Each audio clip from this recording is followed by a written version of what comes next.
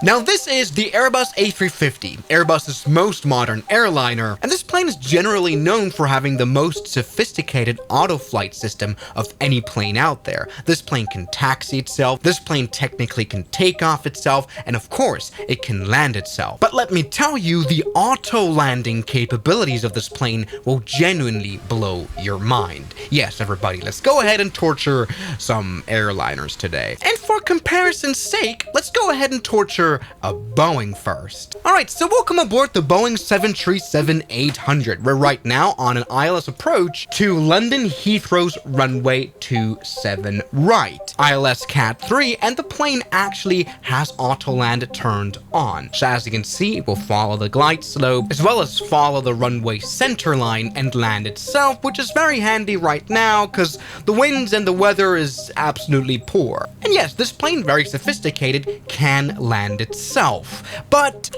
only under certain conditions. For example, what if we have an engine failure? So let's go ahead and put fire into engine number 1.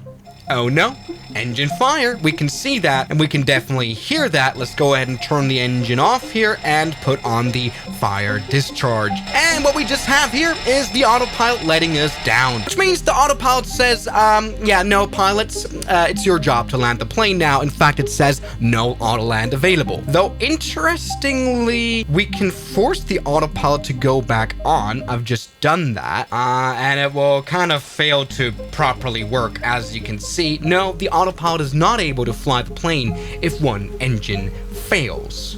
And so we crash a little bit unless we take over control. Yes, in fact, according to this website right here, auto landing capability may only be used with flaps 30 or 40 out and both engines operative. If that is not the case, the pilots have to land themselves. With Airbus, it is very different, because even the relatively old Airbus A320 CEO doesn't really care at all. After all, according to Quora, which is a great source, the A320 is certified for single engine fail. So let's go ahead and do this now. We are once again in the very bad situation of London. And as you can see, this airplane is landing itself. Cat 3 dual, both autopilots on. But oh no, we go into failures, we go into fire protection, and fail. Engine number 1. Apply changes. Oh no, engine is on fire very much. And that is what the plane says as well. Let's go ahead and put the left throttle to idle. Let's put the engine master 1 to off.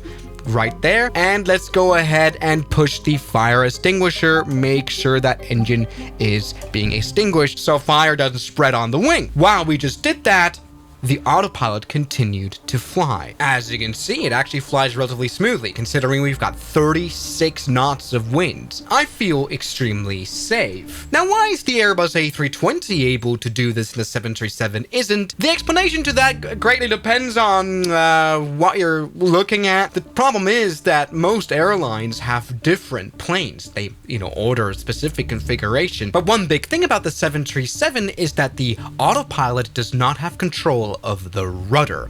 This is something that is the case on the A320 and also modern Boeing planes. I'm not saying Boeing is, old and deprecated at all. 787 can land on one engine with autopilot on. The 777, the same thing as well. Just that the 737 is a relatively old plane where the autopilot can't control the rudder indeed. And this is a bit of a problem also for the airplane auto landing in crosswind conditions, where you need to fix the plane's stance on the runway in order not to land sideways. That is where the 737 is also limited. The truth is, the 737 came out long before the A320, and it just was pretty hard to certify all these features in that plane.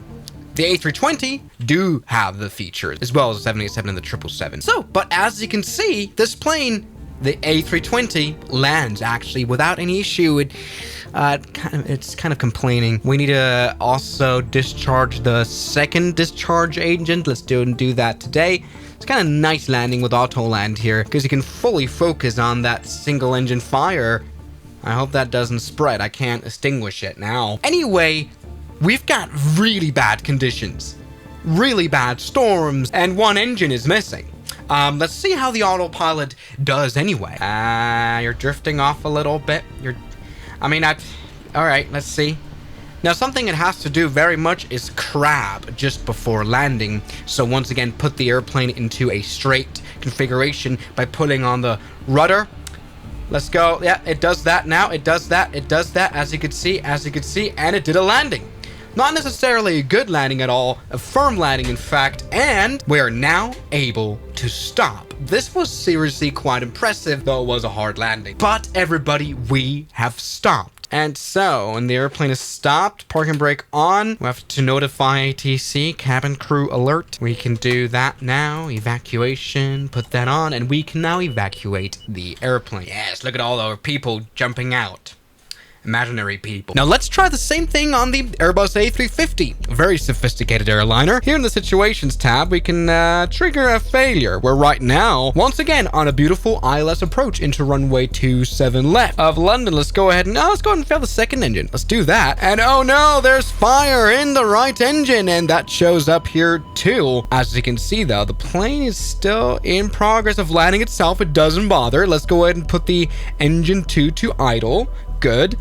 Let's go ahead and turn off engine number 2, and same thing as the Airbus, pull this, good, and pull the fire extinguisher. Wonderful, but as you can see, the plane doesn't mind. In fact, it gives us a little bit more information here. On the dry runway, our landing distance is affected. We have 15% of more stopping distance. Oh yeah, and let's also turn off the engine 2 bleed. But still, as you can see, we've got incredible weather conditions, and the plane is telling us a lot about what's going on. As you can see, obviously the second generator has failed. Something else that doesn't work is the brake to vacate feature. That's fine. And GA soft feature. Let's go ahead and just see if this plane's able to actually do a landing. We've got incredibly poor conditions. Engine is still very much on fire, but we're ready to land. Let's turn on auto brake so the plane will be able to land fully on its own. Let's see how smooth that landing is going to be. Come on.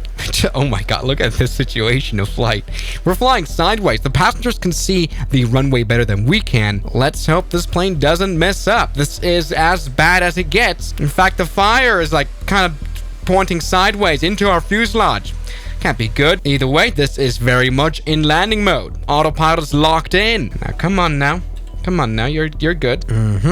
Yes, and let's view the landing from the outside since I'm not the one flying. And let's take a look at this landing. Runway 27 left indeed. Now, I want to see this plane crab, and it does that. It puts rudder input to the right, as you can see, to stabilize the airplane. And look at this touchdown. Yes, incredibly well done.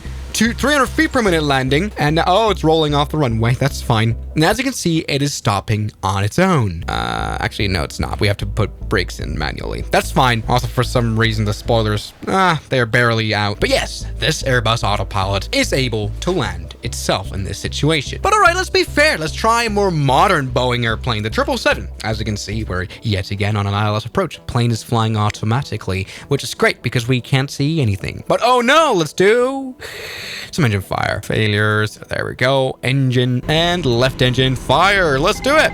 Okay, boom. That brings up the goofy ass fire alert. We can see this plane is very much on fire. It's about to lose its first engine. So let's go ahead and turn off that engine and try to extinguish the fire. And as you can see, the autopilot, now with its ability to actually control rudder, maintains to fly the airplane. As you can see, it is doing that relatively well. It's already grabbing quite a lot, and we've gotten rid of the fire, which is great news. Good thing that autopilot still works, because we can't see anything. Yes, some airlines in their standard operating procedures of the 737 would say now, yeah, divert to another airport with better visibility. All right, looking good. Let's keep the airspeed a bit higher now.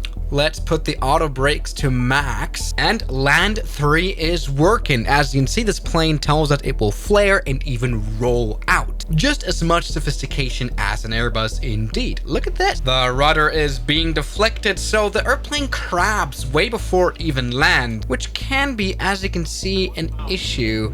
Plane really doesn't like it. It has to give in full power on the right engine, but it may just be how the autopilot is structured here in the flight sim. Okay, now the weather has really gotten quite bad now. Oh, we're a bit right off the center line. Come on, 777, don't disappoint us. I think in real life, you definitely take over the controls now.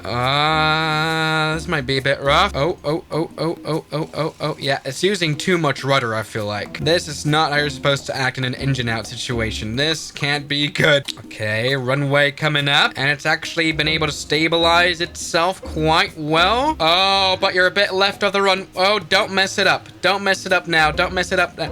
Okay, it's gonna be an insanely bad landing. Okay, prepare for it. Okay, and now it's trying to... Okay, there... Oh my goodness. Hey, but it's been able to land. This would have been survivable. Oh my god, let's do it. We are gonna take away a few taxi signs. Well, the engine was failed anyway, so it doesn't really matter. Look at this, everybody. Yes, of course. While the 737 autopilot can't do Autoland, 787, the Boeing 777 can do it. So thank you guys so much for watching this interesting Autoland video, and I'll see you guys tomorrow as always. Good night. And a special thanks goes out to my members, my supporters, Guns Killer, R27, James Duram, That Dude, Anime Gods of Gaming, Derek, Insider Plane, Nishijitsu Finer, Professional Jamal, Ryland Williams, and New York. You've got beautiful names.